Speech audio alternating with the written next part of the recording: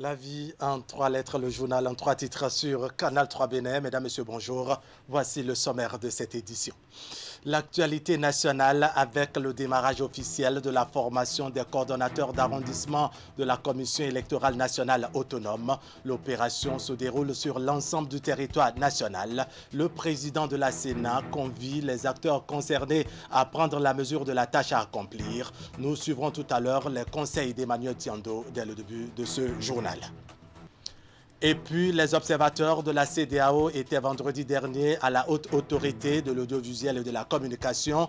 Ils sont allés échanger avec l'équipe de Prosper Moretti sur les dispositions prises pour encadrer les médias durant cette période électorale. Bien d'autres sujets étaient à l'ordre du jour, nous dira le coordonnateur de la mission CEDEAO, Francis Oké.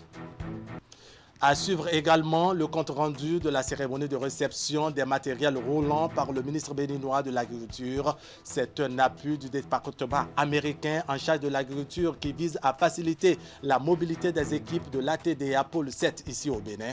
On verra de quoi cela retourne avec Tanguy Agoyi avant la fin de cette édition.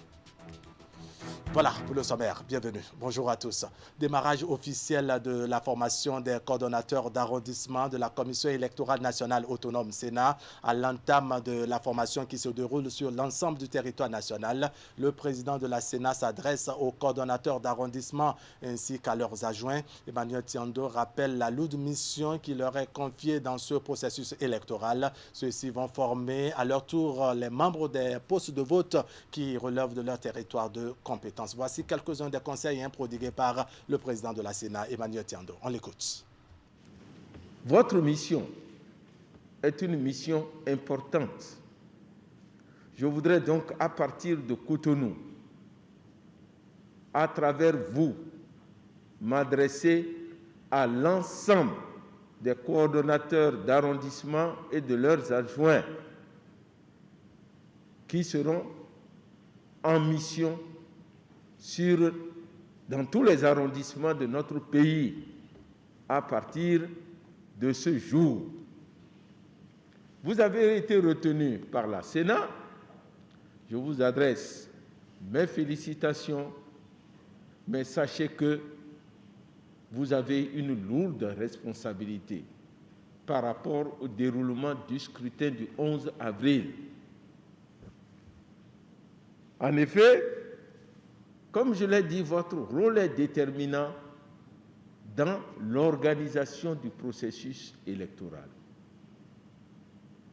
Vous êtes les yeux, les oreilles et les bras de la Sénat au niveau de votre arrondissement. Si au niveau d'un arrondissement, l'élection ne s'est pas produite de manière convenable, la première responsabilité en incombe d'abord au coordonnateur d'arrondissement et à ses adjoints. C'est pourquoi, après la formation que vous allez recevoir aujourd'hui, vous-même, votre première tâche consistera à former les membres des postes de vote qui relèvent de votre juridiction territoriale. Organiser les opérations de vote, c'est d'abord vous conformer aux dispositions de la loi. Vous n'êtes pas sur le terrain, vous n'êtes pas dans un arrondissement pour représenter votre parti politique, si vous en avez. Vous êtes sur le terrain pour accomplir une mission républicaine. À partir du moment où vous avez été choisi par la Sénat, vous devez faire preuve d'impartialité totale. Pour notre part, nous avons confiance en vous. Nous espérons que vous allez faire de telle manière que le scrutin se déroule selon les textes et que le 11 avril, nous allons pouvoir dire que nos coordonnateurs d'arrondissement ont effectué leur travail dans le respect de la loi pour que notre pays connaisse une élection assez calme et qui respecte visiblement les dispositions de la loi. À présent, Emmanuel Tiando, président de la Commission électorale nationale autonome. On continue avec l'actualité politique en lien bien entendu avec l'élection du 11 avril prochain. Eh bien, dans les 6e et 8e arrondissements de Cotonou, l'heure est au dernier réglage. Les soutiens du duo Talon-Talata travaillent à rallier le maximum d'électeurs à leur cause pour un faux taux de participation et un chaos au soir du scrutin. Le meeting organisé au Carrefour 16 Ampoules hier samedi a connu la participation de personnalités politiques à même d'expliciter aux jeunes et femmes des 2 arrondissements réunis le projet de société proposé par ce duo pour le quinquennat 2021-2026. On va suivre maintenant le reportage que nous proposent Herman Aniabosso et Rachid Soubero. Depuis ce car podium défilent des personnalités politiques bien renseignées des grandes lignes contenues dans le projet de société du duo Talon-Talata pour les 5 prochaines années. Invité par les soutiens de ce duo des 6e et 8e arrondissements de Cotonou pour expliciter aux jeunes, aux femmes et personnes âgées les raisons profondes qui justifient le retour inévitable et nécessaire du chantre du nouveau départ.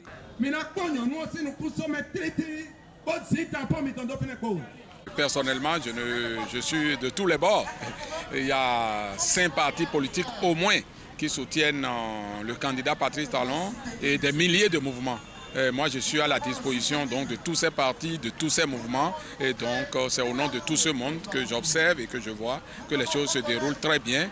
Et nous sommes dans une méthodologie d'intensité progressive. C'est des actions qui vont se suivre à intensité progressive et vous allez voir qu'au fur et à mesure les jours vont avancer vers le 11 avril, nous allons monter en intensité. Le développement, ça y est, pour dire à ces jeunes férus de la rupture des arrondissements 6 et 8 de Cotonou que les 5 prochaines années sont porteuses de grandes actions de développement et d'épanouissement des différentes couches de la société. J'exhorte tous les Béninois, filles comme garçons, vieux, et les sages, les notables, tout le monde a sorti massivement pour aller accomplir leur devoir civique.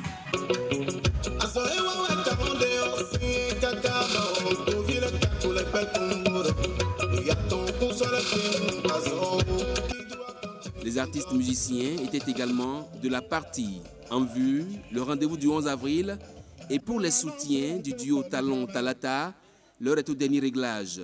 Le travail sur le terrain consiste à assurer un fort taux de participation et un chaos retentissant. Je voudrais que tous les Béninois sachent que c'est le moment plus que jamais de donner la preuve à l'international que le président Patrice Talon est le meilleur président aimé de sa population. Et je voudrais inviter mes frères, mes soeurs, mes jeunes frères à ne pas céder à la violence, à ne pas tomber dans la violence, à ne pas détruire ce que nous avons bâti chèrement.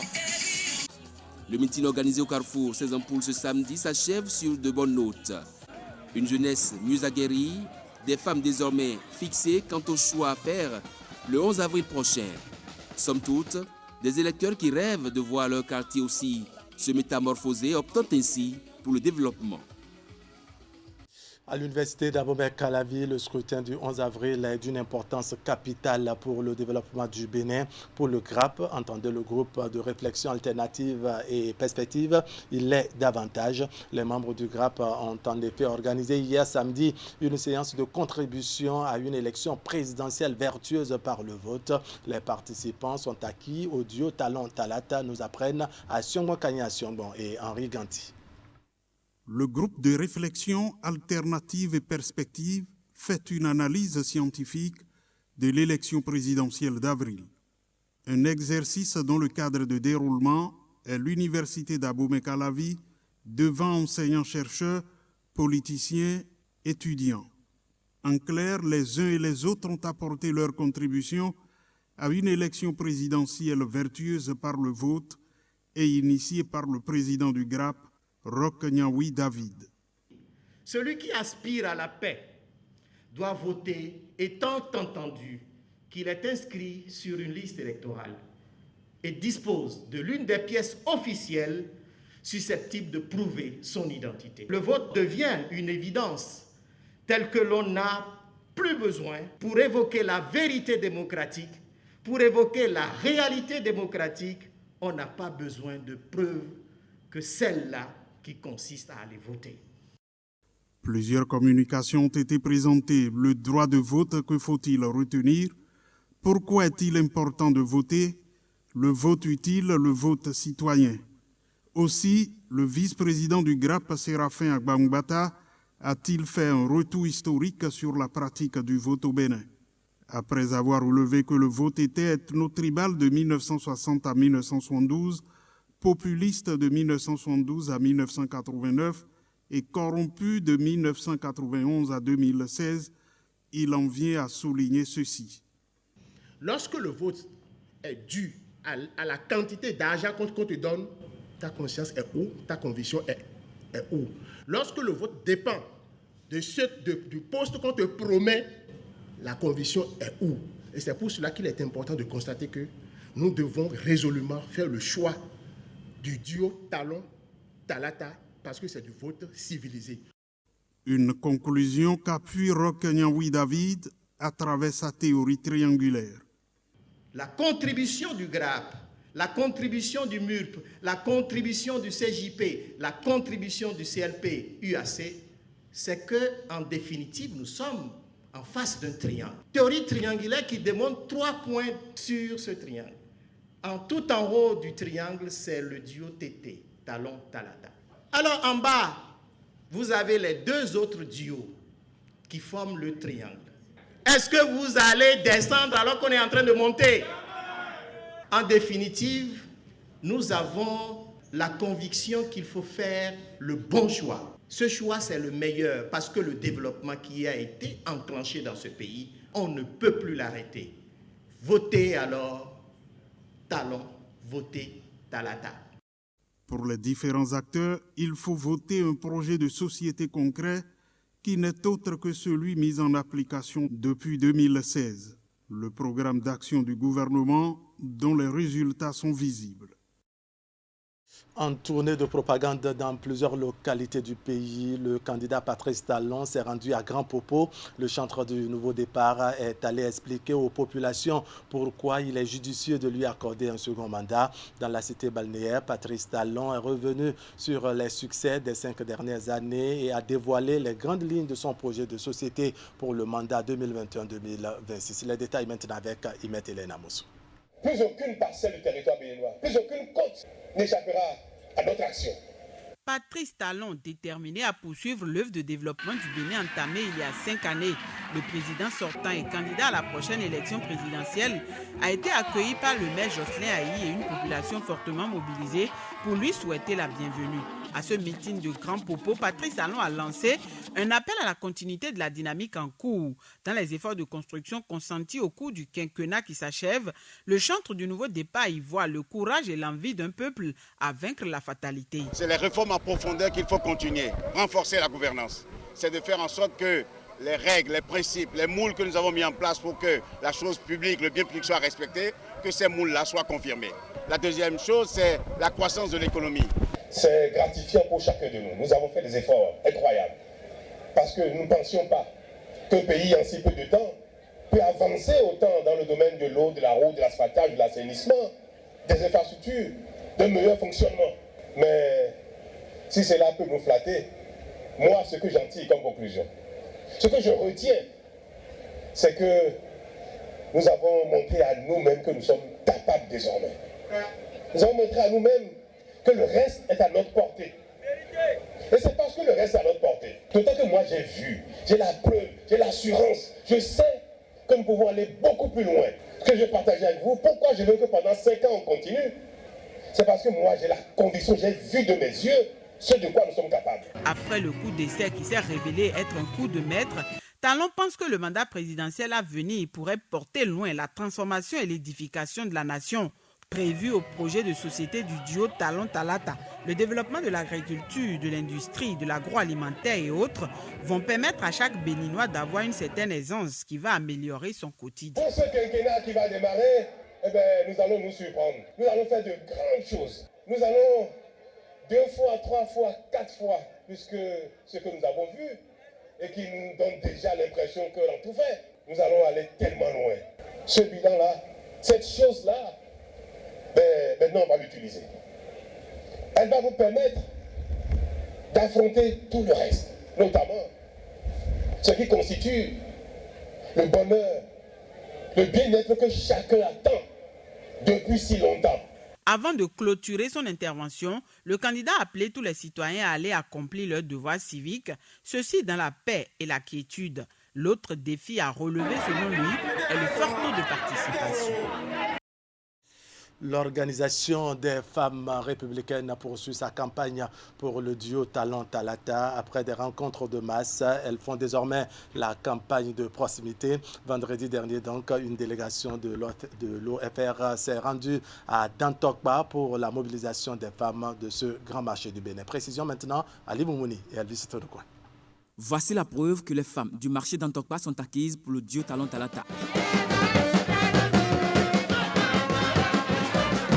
Par différents slogans, elles ont exprimé leur volonté de voir le chantre de la rupture revenir à la marina pour un nouveau mandat.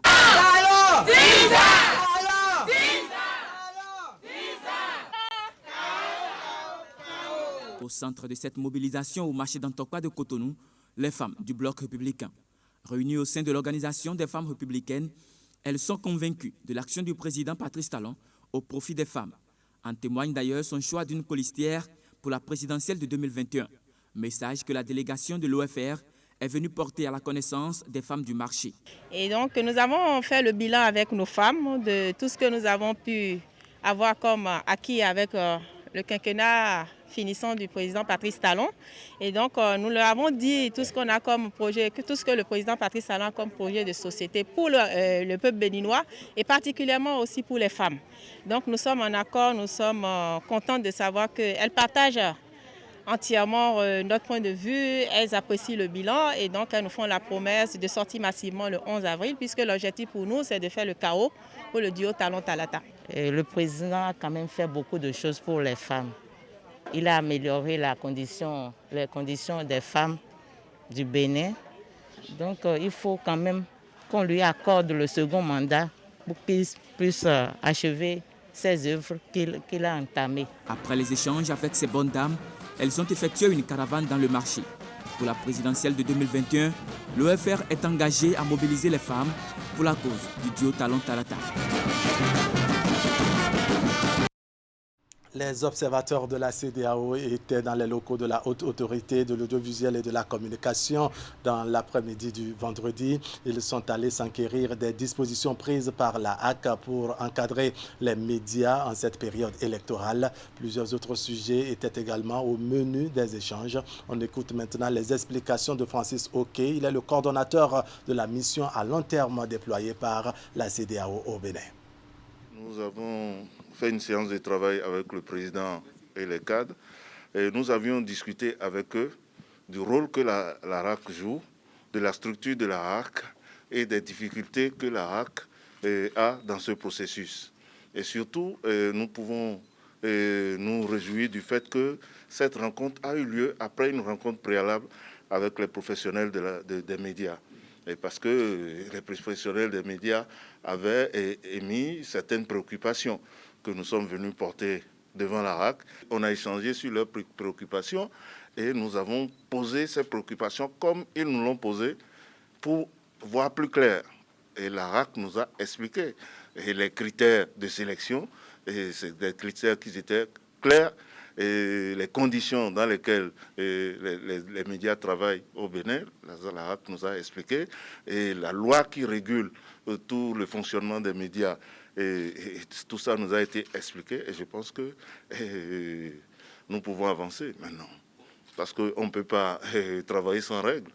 On est dans un environnement où il faut réguler les choses, sinon tout ira dans tous les sens. Et vous savez, actuellement, il y a des informations qui sont sur les réseaux sociaux et tout.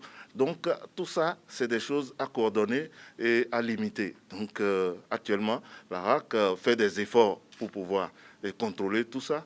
Et nous pensons que les observateurs à long terme ont été satisfaits des réponses qui ont été données.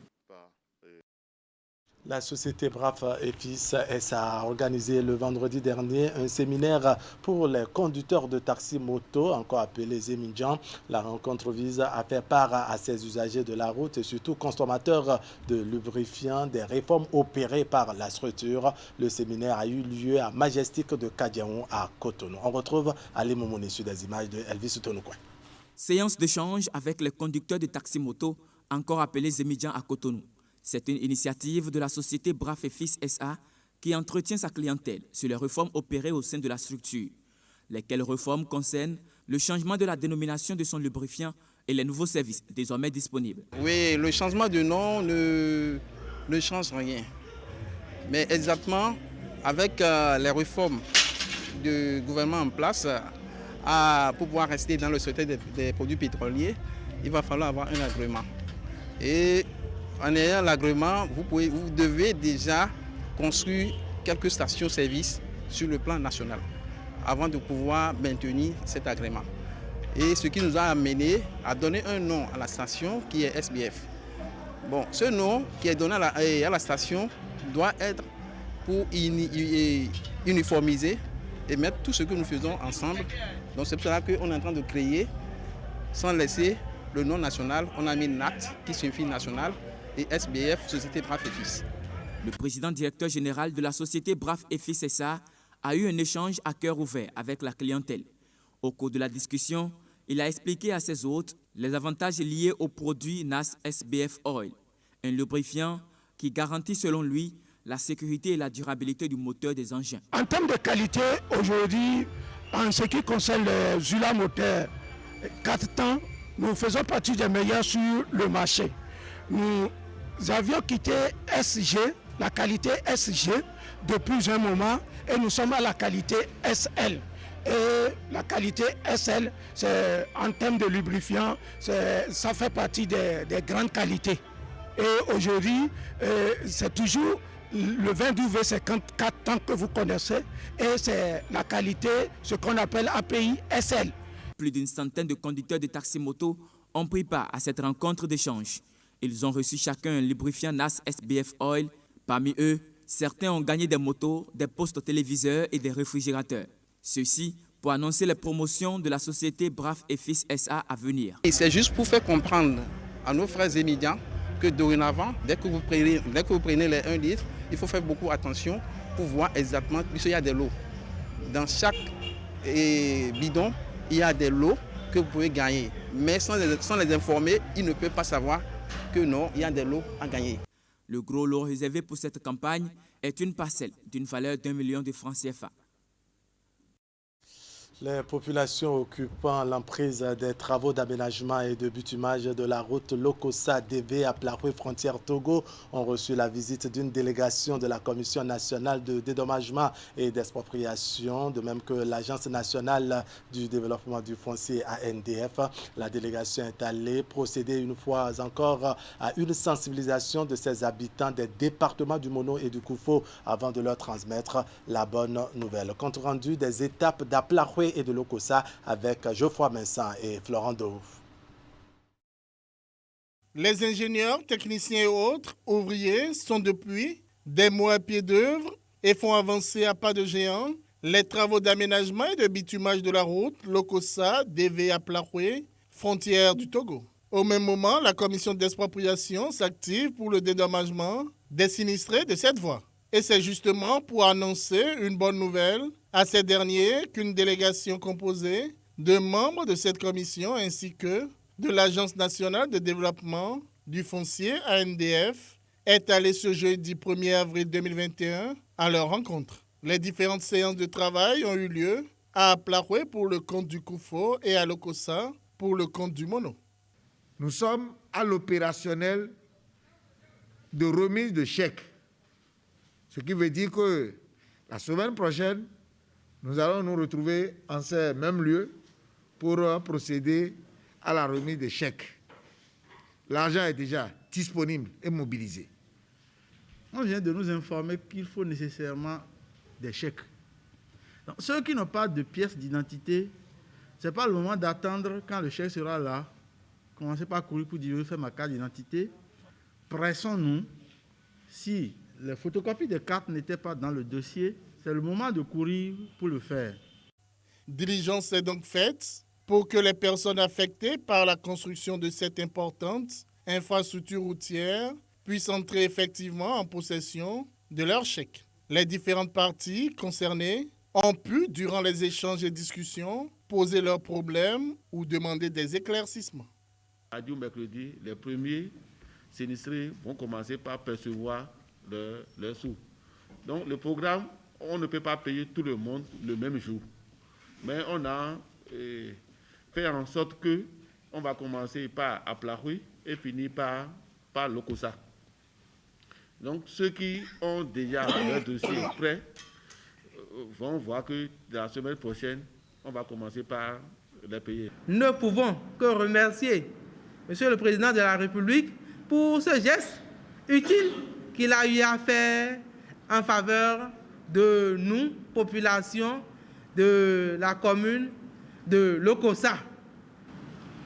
C'est le lieu pour moi de féliciter également ceux qui ont pu réunir leur dossier dans les délais requis et encourager les autres à faire preuve de diligence pour réunir les dossiers. La route Lokossa, DVA-Plaroué, frontière du Togo, est un chantier long d'environ 46 km. Les travaux en cours ont été lancés en février 2019. La TDA Pôle 7 a reçu un appui matériel pour la promotion de la filière ananas. Il s'agit de moyens roulants mis à la disposition des acteurs et agents par le département américain de l'agriculture via un projet. La remise des motos a eu lieu vendredi dernier à Bomey-Calavi devant nos reporters Tanguy Agoyi et Rachidi Soubero qui nous proposent ici un compte-rendu. Voici en image les fruits du partenariat du Bénin avec le département de l'agriculture des États-Unis. 55 motos au total pour 29 millions de francs CFA environ, au profit des agents de l'ATDA Pôle 7 et les producteurs relais d'ananas. C'est dans le cadre d'un projet pour améliorer la qualité de l'ananas béninois, déjà un label, mais à qui il manquait quelque chose de précis. Tout le monde reconnaît que l'ananas du Bénin sont très bons. Mais avant d'aller sur le marché européen, en bonne partie sont déjà gâtés. Parce que les bonnes conditions de transport n'existaient pas. Les équipements offerts ce matin pour la palettisation constituent un appui pour régler un tant soit peu ces problèmes de conditionnement pour amener les produits sur le marché dans de très bonnes conditions. Nous prenons dès ce instant l'engagement ferme de faire bon usage de ces motos. C'est aussi le lieu de réaffirmer notre engagement ferme à accompagner davantage le projet PINES dans l'atteinte de ses objectifs. Ce n'est pas le premier don du partenaire américain pour la prospérité de l'ananas béninois. Il y a eu des séances de formation technique, un laboratoire de contrôle et de prélèvement construit, un magasin de stockage et bien d'autres actions. Mais ces appuis, bien qu'ils soulagent un peu des difficultés de la filière, sont loin de les résorber toutes. La filière ananas du Bénin représente l'un des principaux piliers de l'économie rurale avec un potentiel de croissance énorme. Le secteur, qui reste et demeure un gisement d'emploi et de la valeur ajoutée, a un besoin impérieux